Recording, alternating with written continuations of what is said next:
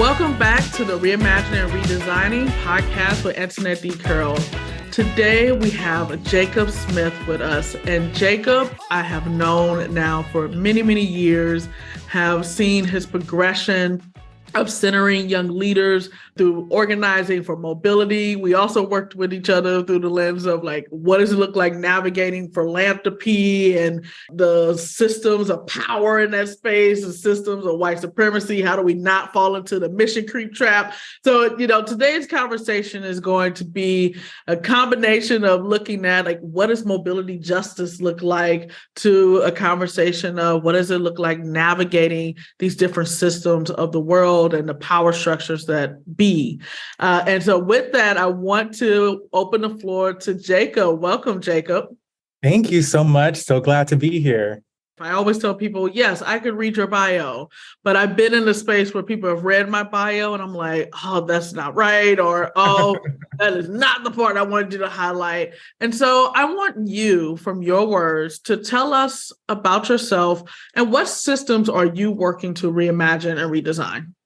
Yeah, so excited to be here. So as you mentioned, I'm Jacob Smith. I'm a Black, queer community organizer, mobility justice advocate. I put that at the forefront because it really is personal to me to be able to hold my identities close when I do this work and represent my community.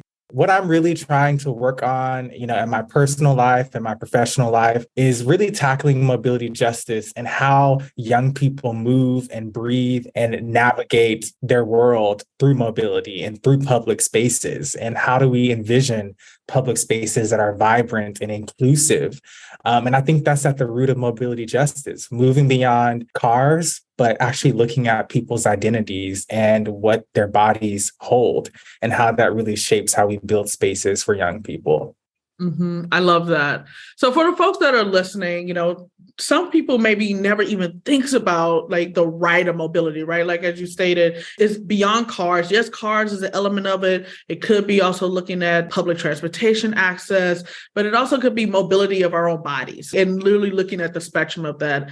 And so for the folks that are new to understanding mobility justice, can you define what mobility justice is and how do you use that to promote equity within communities?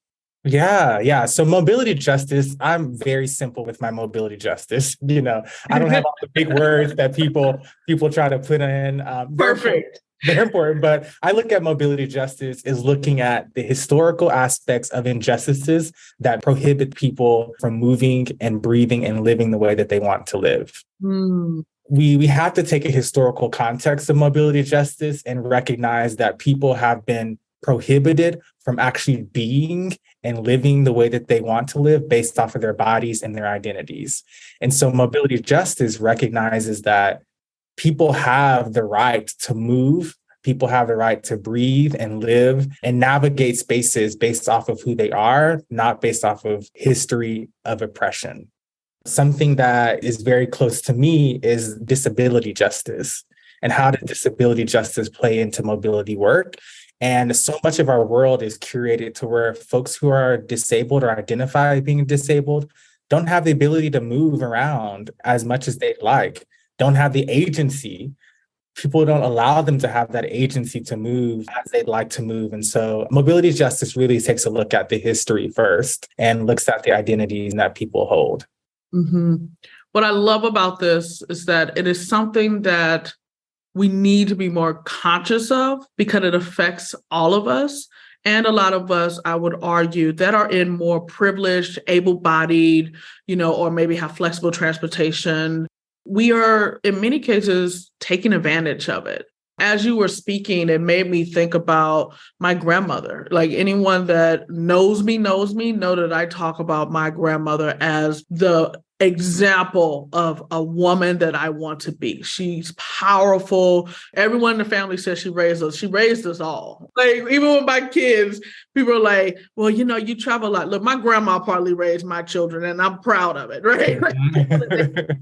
And I was one of the only ones in my family that actually lived with my grandmother physically. My mother had all my other siblings, but I lived with my grandparents. And as years was going on, she started to have different issues around arthritis. And I didn't really understand the impact on it except two times. One, when she had to have knee surgery and her job of almost 30 years fired her afterwards because she was a housekeeper. And it made me think about kind of like the disparities and equities there and, the economic impacts of it. It also kind of came to the forefront now. When I say now, like as of probably 5 years ago, my grandmother, she's immobile. Like she literally cannot move anymore. And it kind of deteriorated over time. And so I remember talking about the privilege of being one of the only people to have flexible physical transportation in my family. But then now we also have to look at this reality that our grandmother, our matriarch, our woman that literally all of us strive to be is immobile. And the world doesn't think about the fact that one, it could happen to any of us, but also you're not designing communities and systems to work with folks that don't have either transportation or don't have the ability and the right and the privilege to freely move in their own bodies. Wow. So powerful and true. Yeah. And so I'm curious, when you think of the folks that you've worked with, and this could be from your own experience, this could be from some of the communities that you and the young leaders that you partner with have actually engaged with. Like, what are some of those misconceptions that people have around community members as it relates to movement? And honestly, I would even argue whether, again, transportation or disability, that we need to be very mindful of if we're trying to be advocates in the mobility justice space. Yeah. So I start with the young people because Antionette, we both agree, young people. They are architects of change. If you want to look at what's changed, young people have been behind it. Yes, period. Looking at young people in regards to mobility justice is a powerful aspect of our work. And there's two, I separate this because we have the folks who look at safety. They look at transportation safety. They don't look at identities. They don't look at bodies. They don't look at anything but safety. But there's a very different aspect of safety, transportation safety, and mobility justice. Because if someone can be safe with the mode of transportation and be unsafe as an identity. When we talk about young people, teen driving is changing. Young people are not wanting to drive anymore unless they're being required in their communities. They're recognizing that, hey, these cars are jeopardizing our climate. They're recognizing that I want to walk and bike more. I want to breathe and live. There's a huge push for people to recognize that mobility equity and mobility justice needs to be at the forefront of how we address safety.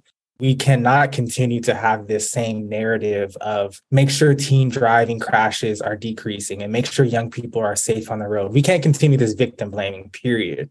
We have to look at the root cause of why folks are dying and why folks don't feel safe in these communities, and look at their identities first, and look at the historical inequities, the highways that are dividing our communities, and really grapple with that and look at what does it take to address the root of mobility justice.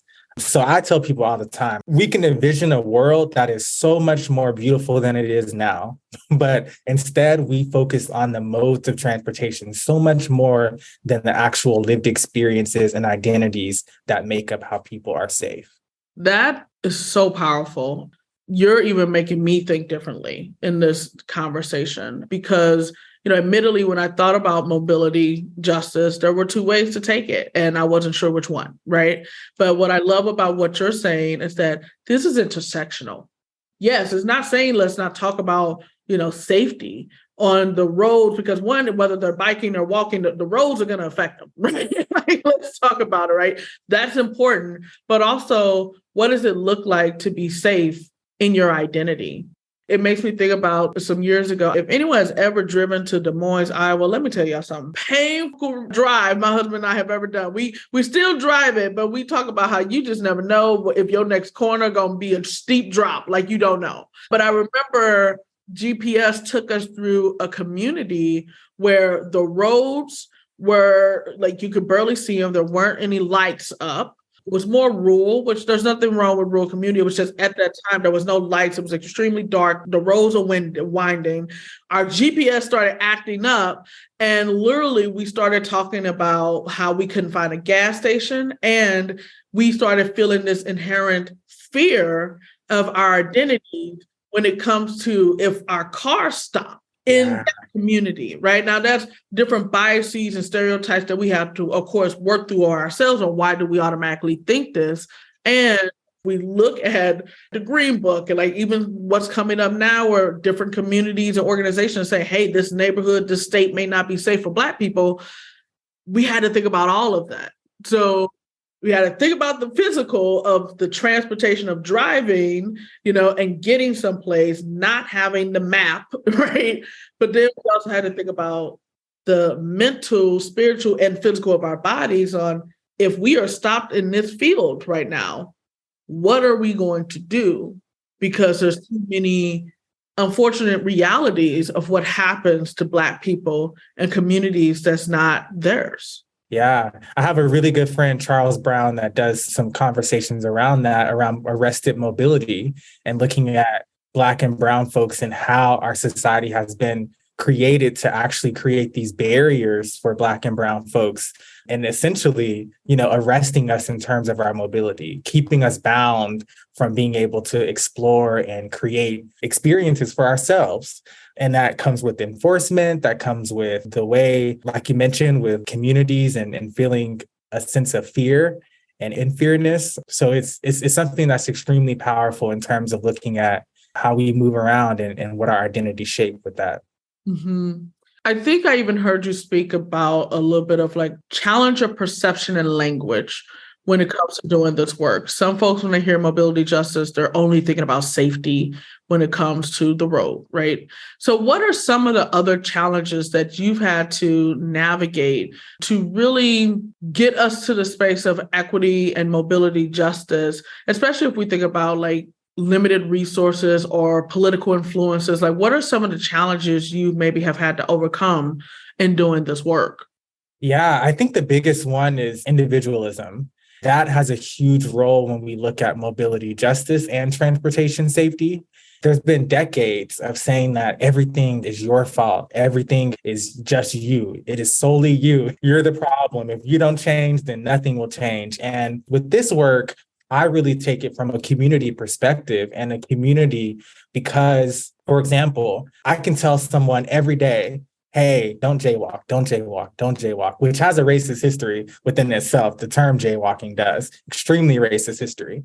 And so I can tell someone all day to don't jaywalk, but if they live in a community where there's not even sidewalks, where there's not lighting, where there's not built infrastructure in place to keep someone safe and feel protected from other things that may be larger or bigger than them, then I'm doing them a disservice by not allowing them to look at the root issue here.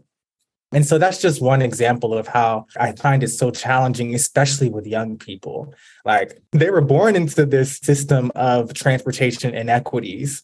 So they should be at the forefront, but we should really look at them as architects of change who can reimagine how our cities are built.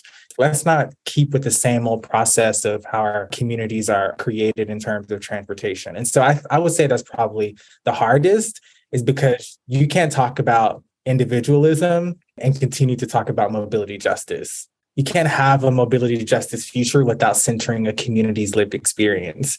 And I take that very strongly. Mm-hmm. You talked a lot about like the importance of young leaders in the work that you do. What are some of the strategies that you've used to employ, amplify, center young leaders when it comes to doing work around mobility justice in itself?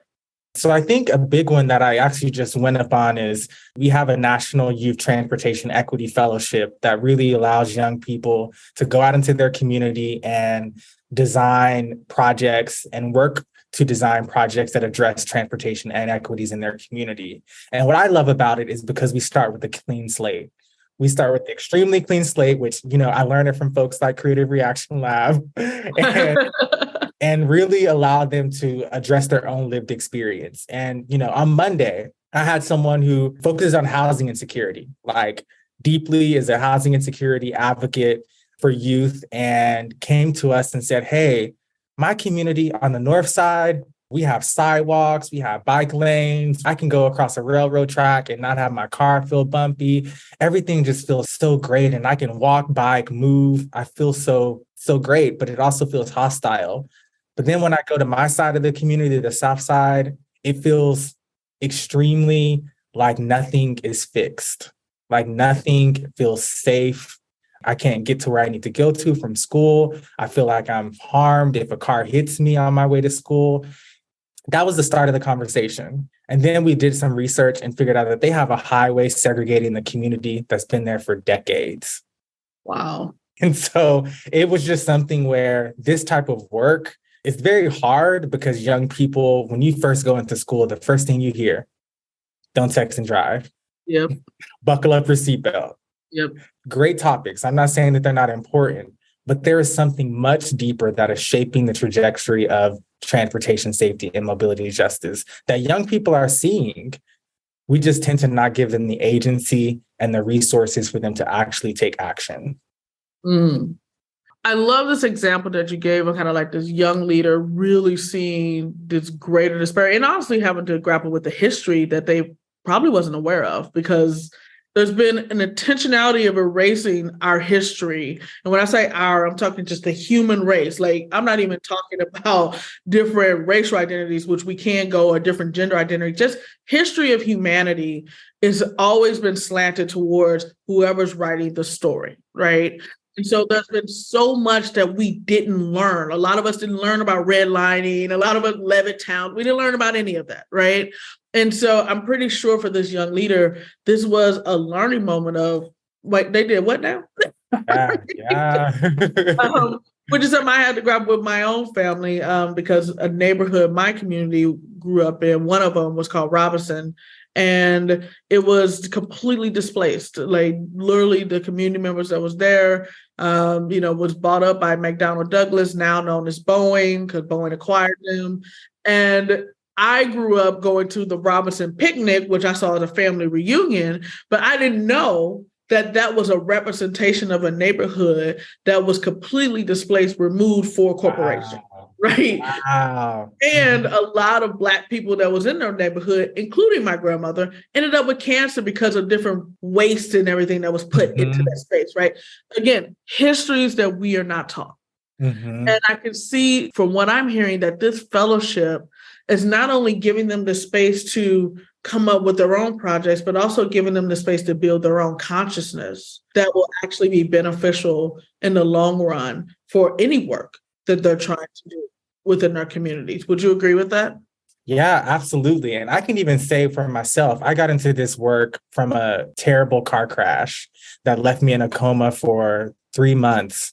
And I came out like, yes, everybody needs to drive safe, which, yes, everyone does need to drive safe.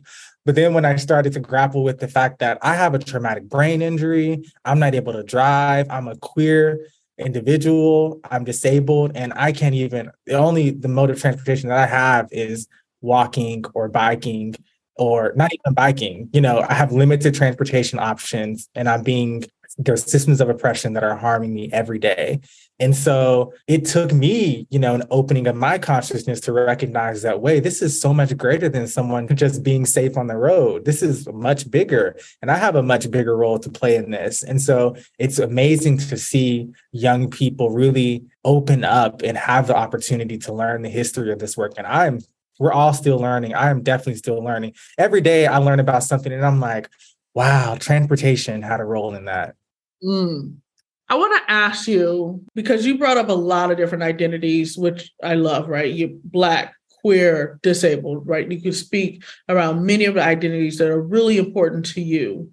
And when you think about the work you're doing in mobility justice, the transportation sector, with disability justice, right? Like all of that work, it's made up of people that are on multiple sides and in the spectrum of the work, right? One of the biggest conversation points that we see in almost every industry is the lack of representation of folks that are usually Black, brown, or disabled, right? And so I'm curious, when you think of just the mobility industry, the transportation industry, What would it look like if your sector actually reflected your different cultures? What would be different about your sector if it reflected your different cultures? I believe that what we experience on a daily basis would be completely different in terms of how we move. There's so much power that is being held systemically in terms of our access to mobility that communities don't even recognize that there could be something greater and something better for each of us. First of all, I wouldn't even be in my position right now. I think that I would be probably traveling the world, feeling liberated in so many other ways than I feel right now, which is very bound to like a locality. Like I mentioned at the beginning, I put it in two different areas of there's a transportation safety sector and an injury prevention, getting people to stay safe, period, which is great, but that has extreme lack of representation. There's folks who look at safety and that's it. But I would say that the field of urban planning and the field of Black, queer, feminism planning is growing dramatically. And people are recognizing that, hey, I can have a role in shaping the way my city is built by focusing on my identity. And that's what I love, that there's this growing number of people who are like, yes, this is for me. I need to shape the way my community is built. And I love that. So I'm not going to negate and say that, we don't have work to do, but we got some good things happening. For sure, for sure. And I want to hear more about the good things happening, right? Because sometimes we only focus on the oppressive systems. And if we only focus on the oppressive systems, literally it will continue to drain us, right? Like think about the emotional labor and what does it look like to reimagine and redesign through the lens of joy and liberation. But before we go into kind of that deeper imagination space, I love how in your last answer you talked about you feeling the need to be liberated and being able to travel across the globe. You were like, look, if it reflected, I wouldn't even be here, right? Like I feel bound. I would be liberated through the lens of travel and cultural exploration, etc. And so I'm going to bring in what I call the liberation pause at this point, right? We talk about the heavy work, but I always want to provide space for joy. And for, honestly, sometimes these are just resources for people to hear, like, hey, I never thought about dance as a form of liberation, or I never heard of this song. Let me listen to it, right? And so what I'm going to do is I'm going to give you a variety of categories, and I am going to ask you to just come up with what's the first, second thing that come to mind for you when I name this as it relates to liberation for you, right? So with that, I'm going to start with a category of film. When you think of a film or a movie, what brings you joy? What centers liberation for you? Moonlight. Moonlight. Oh, such a good film. That's good. That's good. Mm-hmm. Moonlight was a beautifully shot film, such a strong story, just wonderful. That's a good one. How about color? Definitely maroon. Oh, you got to give me a little bit more on that because maroon's a sexy color. It's just a bold, but powerful and confident. I feel very confident when I'm around maroon, but it also gives like it's, it has a little secret, and the secret is still a little, shy and careful with who you connect with, careful with the energy. I will say that, careful with the energy. Careful with the energy. Look, y'all, listen, we all need to find ways to be careful with our energies on what we are giving and what we are receiving, right? Yes. What about plant? Not too much into plants, but a lily is where I'm headed. Okay. I am a tree girl. I love trees. I hug trees. When people start telling me I had the privilege of being in Vancouver and having Indigenous tribe leaders like giving us a tour of a community in a space. And they were talking historically about this tree that was rooted there, had been a part of their history. And I just wanted to live with the tree. Like to stay with the tree. I can't give you specific names of plants, but give me a tree and I will I literally buy books of just trees. Like that's amazing. That's amazing. What about season? Spring. And I love me some Colorado. People have a misconception about Colorado and they say that, oh, it's the winter. It's the winter all the time, but it's majority spring, actually. It actually is. Denver is majority spring. I remember going to Denver once and was like, who was hot here? And people like, you think Denver's hot? Like, I don't know what y'all say. It gets hot. A couple of more. What about animal? I will go with my miniature schnauzer that I passed away, but my miniature schnauzer, like Chase, forever Chase. And rest in peace. Thank you. Thank you. This next one I'm going to give you because I think you fell into it so lovely. So like you said, you wouldn't be boundless. You would travel the world. What geographic location would bring you liberation? You know, I'm going to say something about that.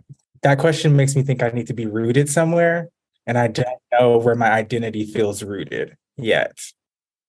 And so I want to explore, and I would say everywhere that I can. That makes me feel safe, but that makes me feel comfortable and safe and feel like I can explore. But I don't know if I feel rooted anywhere, and that's something to unpack one day. And I love when you said yet. What I think we forget about liberation is that it's ever evolving, constantly changing. Something that maybe could have been liberatory for me 5 years ago may be completely different now. And as someone that likes to call herself a nomad herself, like I live in St. Louis, but as much as I travel at this point, I am a nomad. To me, sometimes even the act of travel is liberating. Yes. Last one is your own category. Anything that comes up for you. What's liberatory? Wearing heels.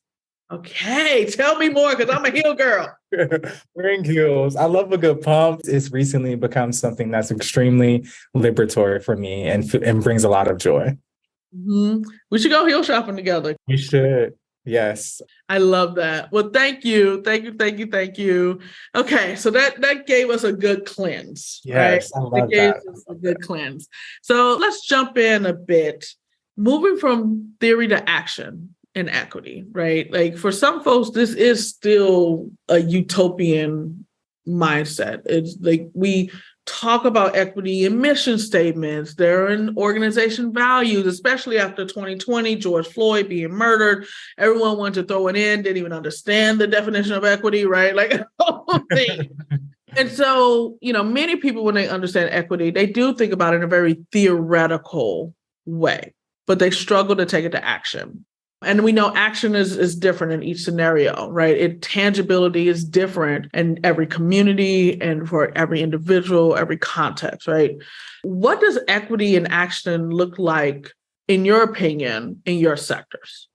Equity in action is first centering young people that have the lived experience and the expertise and shifting away from the current power dynamics that we have around mobility justice and transportation safety. Equity is allowing there to be spaces where people have the option to move based off of their own identity. So, for example, having open streets, just having open streets where folks could have parties, can play, can be who they are in a neighborhood. It looks like Black children. I say that because I grew up in a neighborhood where every time a Black child would be dancing and playing in the park, someone would say something. But then another race would have the ability to do whatever they want to do in their community. And so just having that joy in mobility justice is a part of equity, because so much of our spaces are just bound by you need to be this and you need to do that. And there's a term that we use as quick build projects in our work, and really looks at, okay, what is the issue that this community is facing in regards to transportation and their built environment? And how can we work with them, and how can we allow them to be at the center of creating their own space for the next 2 years and building out that entire space, putting funding into the space, whether that's painting, building a rainbow colored intersection and cutting it off, or whether that's saying that, hey, young people ride scooters in this area a ton. So how do we need to make sure that scooters are accessible in this community. And then from there, we already have it built by community members and we put that funding in. And so let's make that permanent if that's what it needs to be. And then that funding comes from a different power. So I think those are what equity looks like. But so much of the conversation is having to remove so much of what's happened before, like having to look at the highways. Like that's just one topic of like reconnecting communities and removing these highways that have built pollution and created so much segregation. And so equity really looks like, let's fix what we messed up. Yeah. Let's fix what we messed up first. Like, let's look at the folks and fix what we messed up first based off of the thoughts and the visions of our communities that we need to support. Mm-hmm. I love that. What would you say is like one or two of different projects or initiatives that you've worked on and you're like, we need to see more of this. I want to highlight it a bit in the space. And it could be highlighting through the lens of, I'm very proud of this. It could be highlighting in the lens of vulnerability. Like, look, we tried this and let's not do that again. Yeah. And it was a learning opportunity for us. Mm-hmm. So kind of what's coming up for you? Let's share a little bit of that with the listeners. So I think some of the good is decriminalizing fare evasion around transit access. First of all, I'm all for free public transportation regardless. Like I think that is something that should be public. It's public transportation. So let's make it that way. But we worked in DC for many years to decriminalize fare evasion, like just looking at young people getting ticketed and being criminalized for the fact that they can't afford a ticket. And that was a part of our equity work in recognizing that not everyone can pay the same price either. And if you have a majority of communities in DC that are communities of color, it takes them 2 hours to get to the nearest hospital through transit. And so, like, clearly there's an inequity socially, economically, and our transportation system is deeply interconnected with that. And so by providing free transportation to folks, that is a focus. Now, what's happened is we had a great vision. Things were great for a few years. And now that it was decriminalized, there still was the fare that people needed to pay. And so now there's been increased enforcement because they still want folks to pay. There's increased enforcement, increased gate entry to where folks, are now being reprimanded for the fact that they cannot pay, although it is decriminalized. So there's still, I think, a lot of work to be done around how we address fines and fees in transportation. Another one that back in the day when I first got into this work, I was like, yes, speed cameras. We need speed cameras because I was like, yes, safety. I was in a bad car crash and I want people to be safe. And so I was a lobbyist for speed cameras for many years as a young person. Now I look back and I'm like, wow, you look at Chicago, you look at Atlanta, you look at DC and how pervasive these speed cameras are in communities, particularly people of color.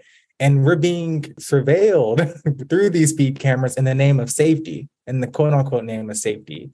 And so when you look at equity, like it's a little bit deeper than saying, okay, let's make sure the speed cameras are in every community because that's not equity when they're using those speed cameras to target communities of color as well. Yeah, thank you. I'm saying thank you because you just showed so much vulnerability by saying, look, this is what I was advocating for. And look at some of the unintended consequences that came from that. And too many times, like I've worked with communities, clients, like young leaders all over. One of the biggest things, there's multiple things, right? But one of the biggest things I get is that people have a fear to start this work because they haven't figured it out yet. They're still trying to get it right. And it's like, you can't get it right if we don't try. Yeah. And for you, especially in that second example, that living expertise, as you stated, I actually was impacted by an actual accident. Mm-hmm. I was in a coma for 3 months. So yes, I very much was advocating for speed cameras because I do believe in safety. Yeah. I am not also saying then use that to exploit and harm communities of color, which also then happens when we have, to be honest, folks in decision-making positions that can even take the greatest ideas and find a way to gain a greater profit, further their own agenda. And, sometimes you're sitting there looking like, that ain't what I said. Hold up. Wait a minute. That's not what I said, right? Like, no, right? But that doesn't mean the work stops. You're still in mobility justice work. You now are leading a movement organization to still do that work. So yes, it was something you started in the very beginning, but it wasn't like you stopped. You understand it was a journey. 100%. And I think we need to share more of that publicly with each other, saying, this is what I tried.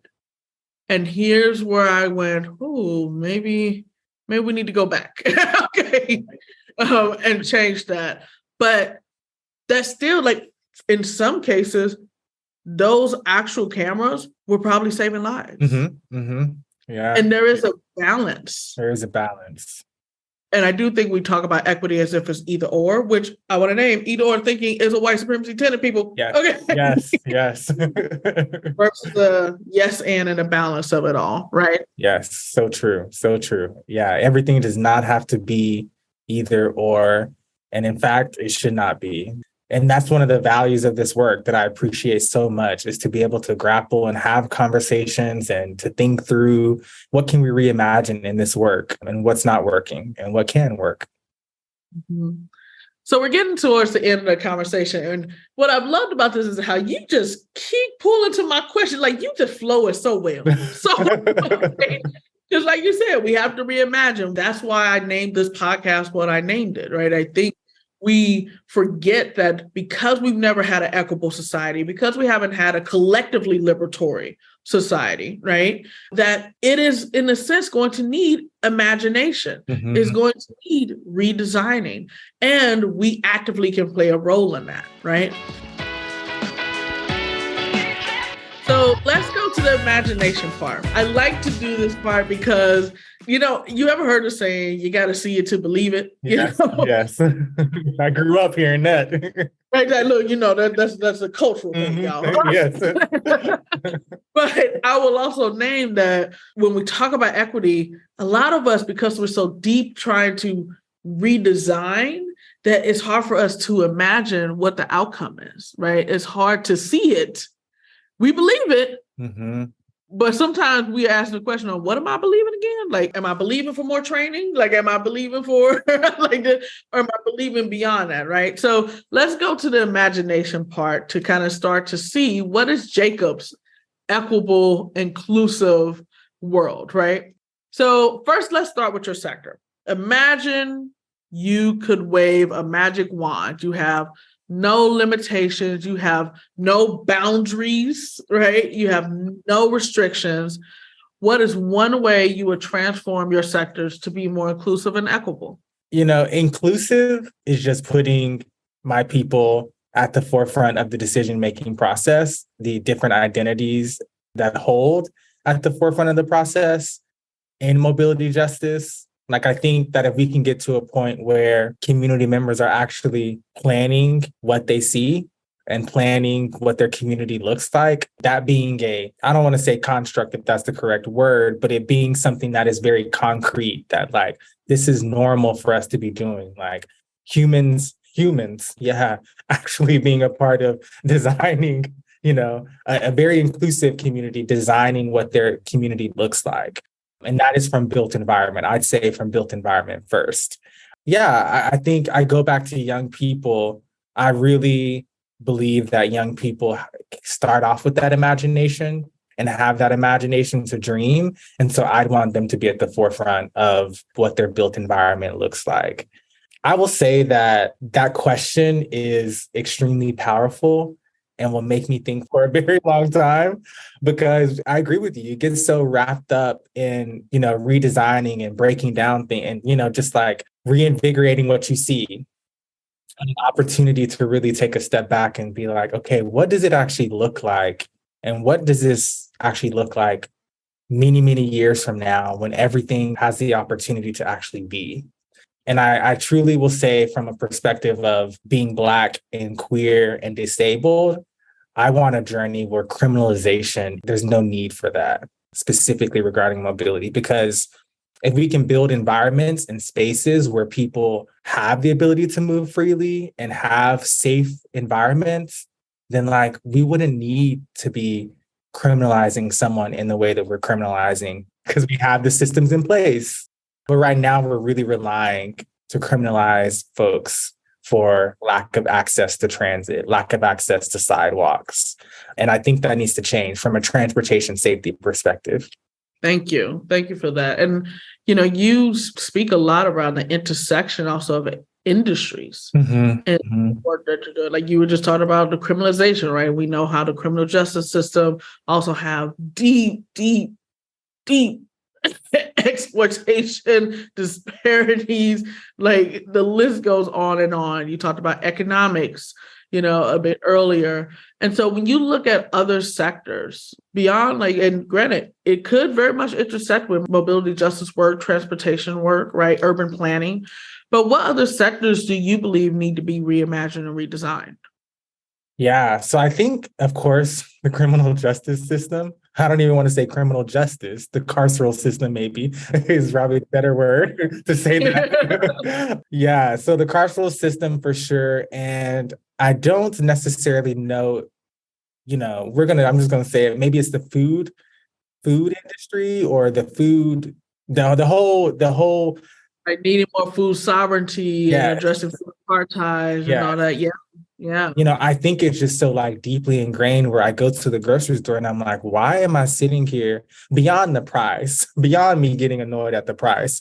Why am I sitting here having to be a consumer in this way with food and really dealing with the inequities that people face having to go to the grocery store and not being able to have the soil that they deserve in their community to grow, not having the resources, not having the lifestyle that they deserve to be able to grow their own food and reap the benefits of that. And of course, that ties directly into mobility justice as well. Yeah. Well, first of all, I think everything ties to, especially going back to your definition in the beginning, everything intersects with mobility justice. And I hope the listeners of this conversation see that intersection and start to be more mindful of how mobility impacts them, their communities, their employees, their families, right? And how can we be greater advocates of mobility justice and honestly join you in that fight and in that movement.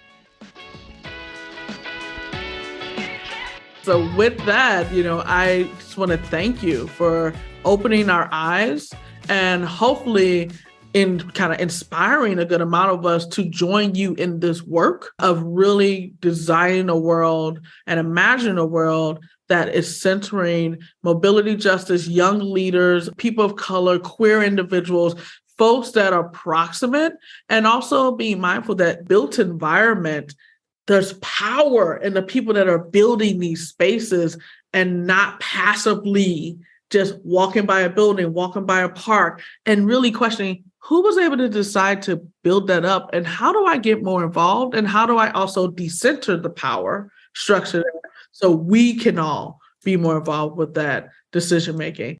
Thank you for that. And I appreciate you taking the time and I'm excited to continue to see what you do, Jacob. So thank you for joining us today. Thank you so much, Antionette.